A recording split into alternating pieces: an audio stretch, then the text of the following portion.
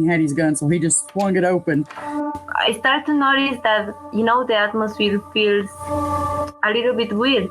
First thing he seen was this 6.5 foot tall, broad shoulder, dark hair. That freaked him out. We hadn't talked to her about like life and death and what any of that means. She's 3 years old, So we turned around. Suddenly there's a whole tree falling across the road.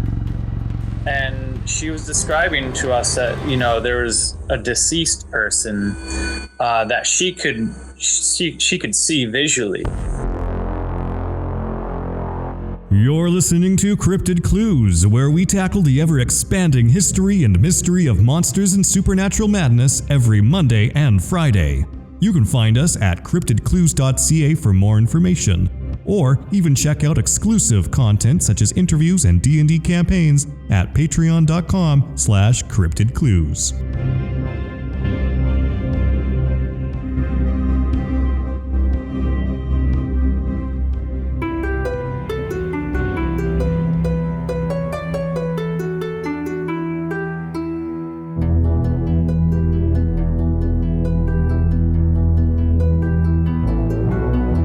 Hello ladies and gentlemen, welcome back to another episode of Cryptid Clues, Campfire Clues. I am your host Taylor, and today we have a bunch of Bigfoot experiences that we're going to be diving into. But before we get into that, a couple of plugs.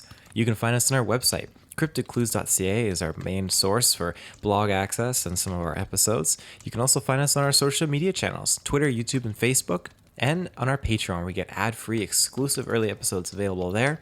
And if you want to say hi or send us a message, you can reach us at cryptidclues@gmail.com.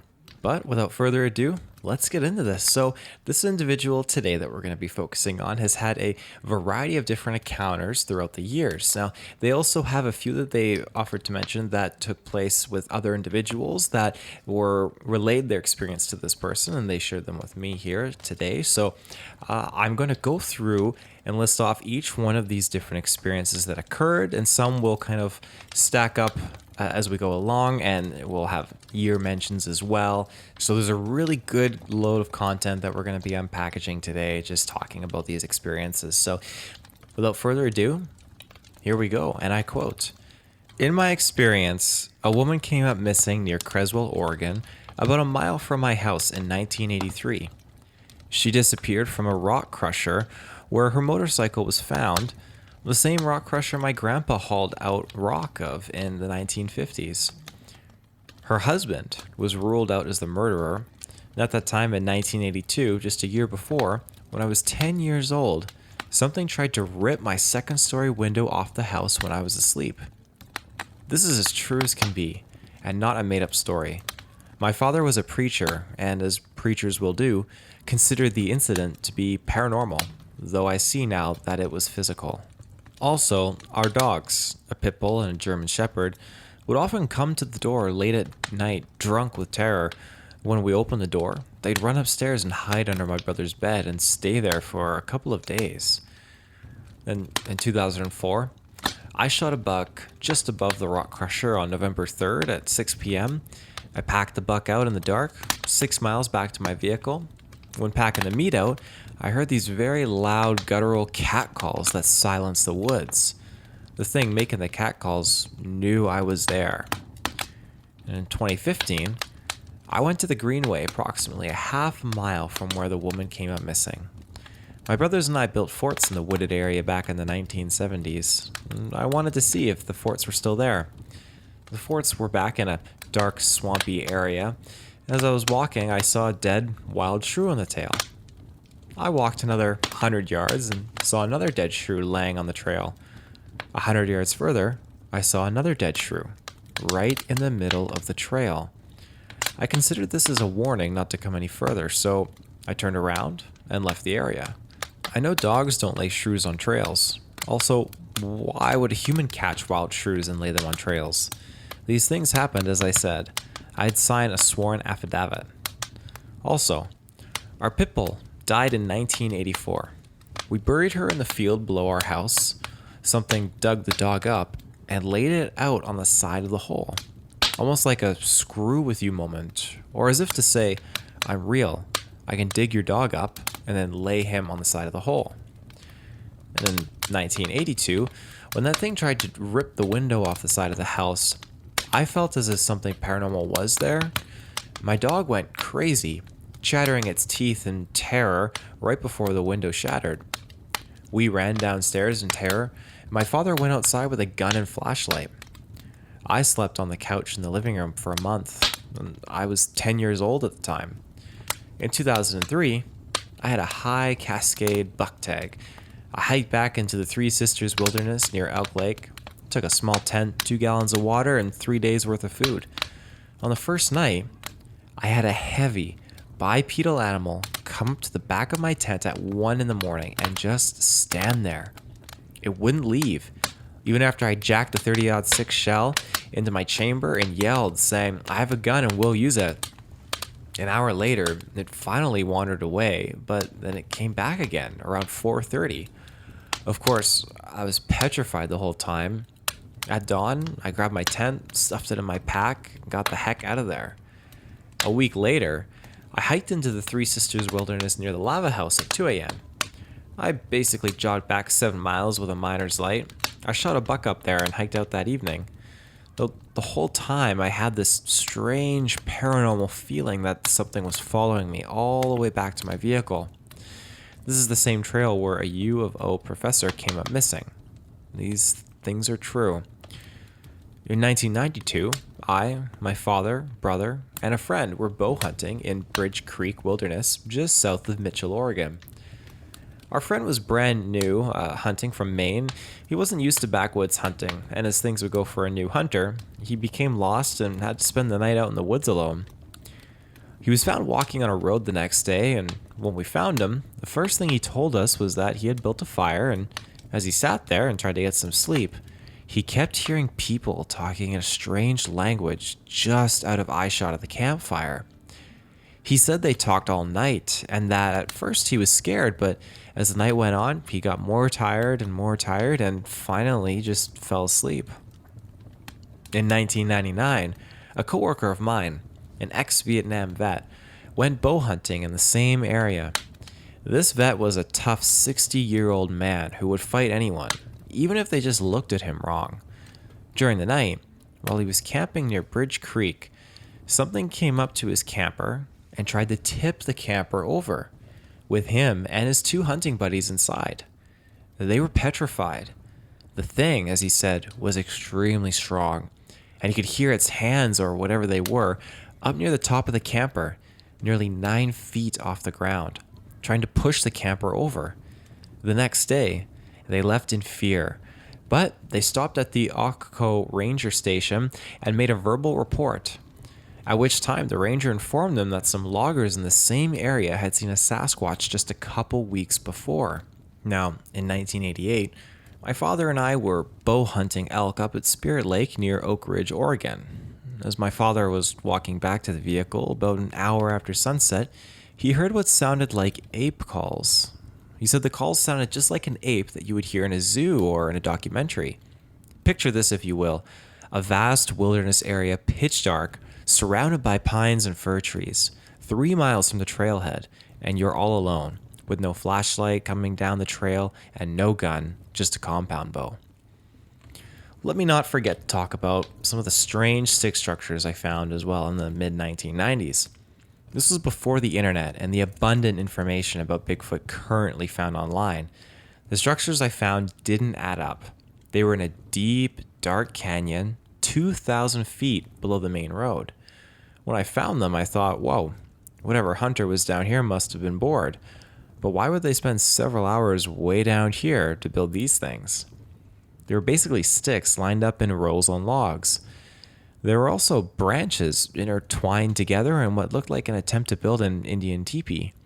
At that time, I just shrugged my shoulders and thought maybe some weird hippies were tripping on acid and did what they did, but it did seem strange to do such a thing in a remote canyon far from the road. End quote.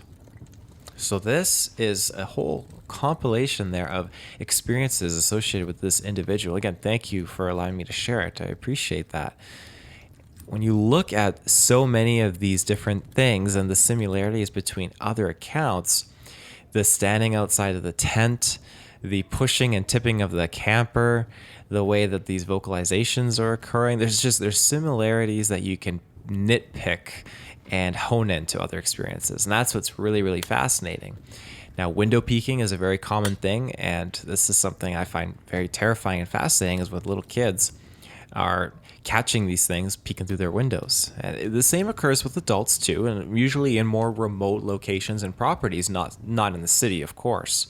But this is definitely something that could occur. And if this thing really wanted to get to this person, then I'm just glad that they got the heck out of there before the window came flying off, because that wouldn't have been good for anybody. Now, specifically what I would give to just be able to dive into an in-depth interview, or be in that, no, not be in that situation, but be a fly on a tree trunk nearby with audio equipment to record and listen to that one gentleman that got lost in the woods while hunting and had to set up a fire and stay out there overnight alone. And as they were falling asleep, could hear something communicating and chattering just out of eyesight of the fire and the tree line.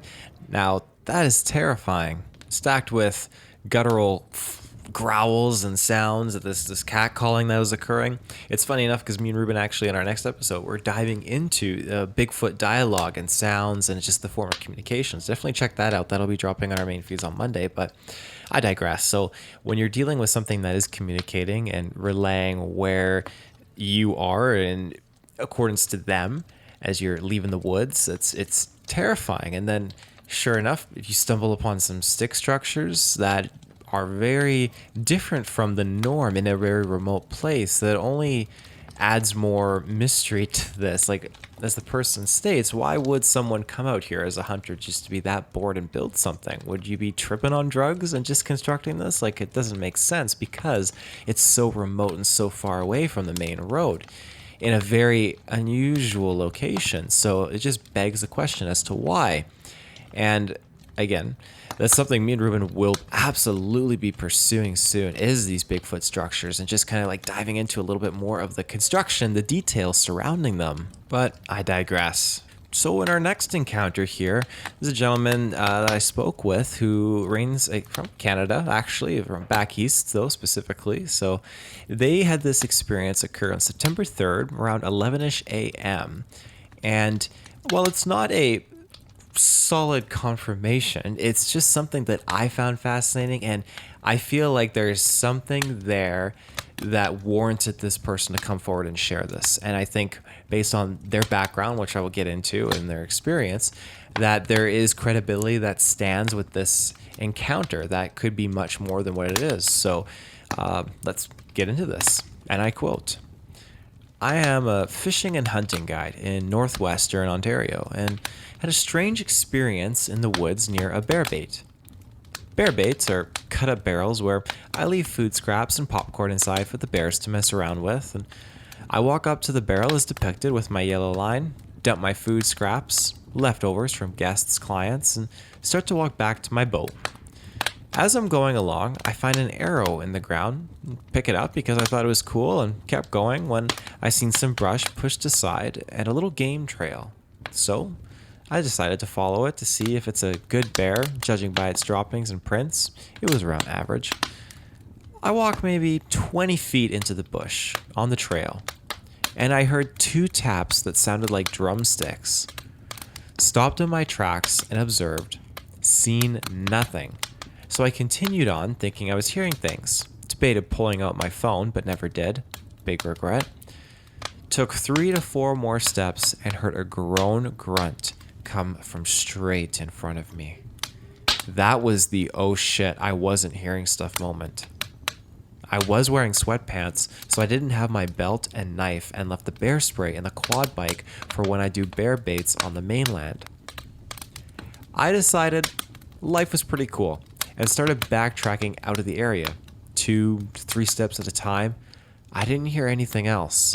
Untied my boat from the tree and sat around in the bay for a little bit to see if I see something. Nothing came of it, so I went back and told my boss I had a good spook. He gave a chuckle, and I went on with my life." End quote. So again, I think this is important because of the credentials that are backing up this individual for their field of profession. The way that they described it too, I just feel, in my knowledge, is that it's just mannerisms are very different from being just your bear. And at the end of the day, I feel like this is something that was probably just having a bad go at it, and you're in the wrong place at the wrong time, and it's probably just going to turn into something worse. And thankfully, this person got the heck out of there.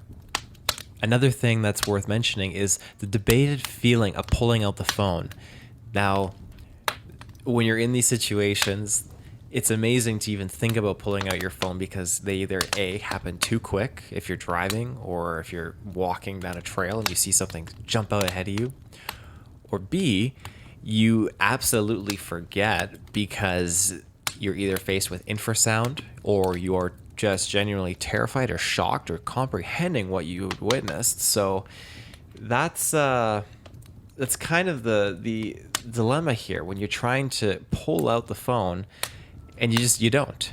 People often throw this as just an inquiry, like, oh, you just couldn't whip out your phone in time, and it's so much more in depth as to why people don't. And so this is a great example of that. And again, people regret it, and that's totally fair, because you're seeing something that, for all we know, doesn't exist.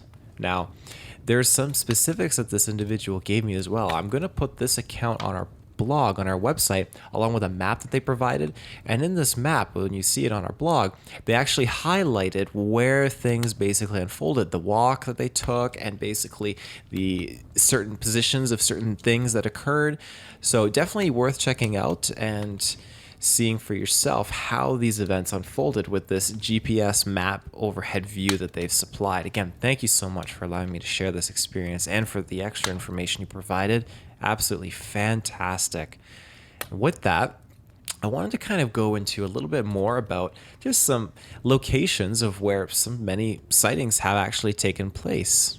Now, I might be biased, as I'm going to kind of keep this exclusive to British Columbia, but again, it's worth noting that since the 1800s, these sightings have been occurring with prospectors and miners during the gold rush, and particularly as well in the Yukon, if you go a little bit further up north. But in British Columbia alone, there's been over 200 sightings reported in the area of Harrison Hot Springs, as well as Pitt Lake, Whistler, Squamish, Hope, Mission, and even on Vancouver Island. I know I've gone to a few conventions on Vancouver Island where I've spoken and listened to a few people talking about their experiences going up behind the mountain ranges on Vancouver Island. We have Mount Benson up there, and when you look at an island or think of an island, it's exactly that. You think an island. When you go hiking up Mount Benson, though, on Vancouver Island, and you get to the top, you think, holy smokes. You look behind and you can see it's just mountains upon mountains, that this is a very significant landmass. And I spent a lot of time there growing up. So I've done a lot of exploring out in the woods, a lot of back roads, a lot of hiking and hunting with my parents and my family. So I feel like I got a pretty good grasp on that terrain, but it came not even close to going into the literal deep backcountry of what is on that island. And so when you get out there, and I'm talking where the logging roads end and you go further and further and further, there are incredible photographs that these individuals have captured that I spoke to of tracks. And these tracks, these footprints are just massive. They put their long knives up against these things to showcase just the sheer sizing of these tracks. And they go on for miles. And these individuals are telling me that, hey, there are tons of groups of families out here, little ones, adolescent ones, and adults, and they move around quite often. They'll nest in one little particular area, but then they keep going on, and they're particularly active during the winter time. So I just wanted to share that because Vancouver Island is very dear to me, and I love knowing that there's such a rich amount. Again, Pacific Northwest, so it all stacks together, but I love knowing that they're so prominent. Now, kind of jumping over into the next nearby province of Alberta, there's again a whole ton of experiences that occur here, and particularly looking at some maps, a strong hotspot of sightings near the national park area. And this is again in the lower part of the province when you're moving from, let's say, like the Okanagan, going through these national parks up through the Rockies and coming out the other side into more like Calgary and Edmonton. All along this mountain range, you have tons and tons of sightings. And again, a plethora of national parks here. And I feel like that's not a coincidence. I feel like there's, again, I advocate strongly on this with underground caves, government, everything like that, but without going too far down the rabbit hole, in my personal humble opinion, I feel like that there is something going on that is hidden behind the curtain, and there's a reason why there's so many national parks set up along this area. Yes, the terrain is beautiful, it's gorgeous, and it deserves to be untouched by mankind in many regards, just to kind of protect the sanctuary and the ecosystem and the animals that reside here.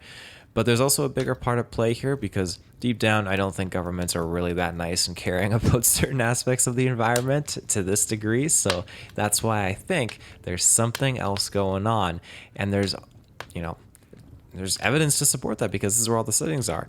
And maybe I'm just overthinking it. Maybe it is just, hey, these Bigfoot know that this is just a better place to go because the land is so untouched and kind of still like old growth, natural, and they can reside here.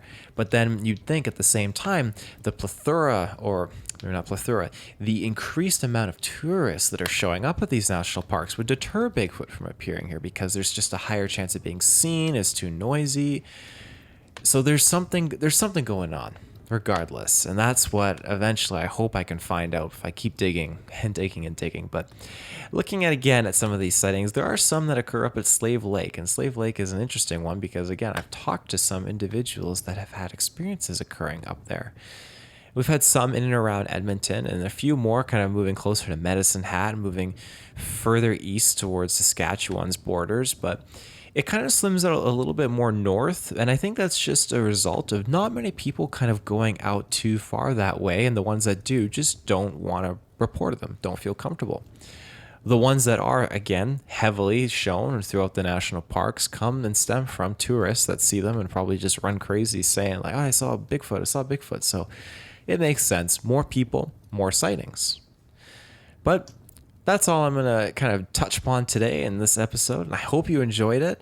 Again, thank you so much, everyone, for tuning in, and thank you for the individuals that allowed me to share these encounters and experiences today. Thank you so very much, and I hope you're able to gain some insights on some locations on the Pacific Northwest of Canada, and yeah, you know where to find us. CryptidClues.ca is our website. Cryptid Clues, Twitter, YouTube, and Facebook is our social media channels. And on Patreon, we get ad-free exclusive early episodes. In addition to that, you can also send us an email, cryptidclues@gmail.com. So until next time, everyone, take care and stay safe.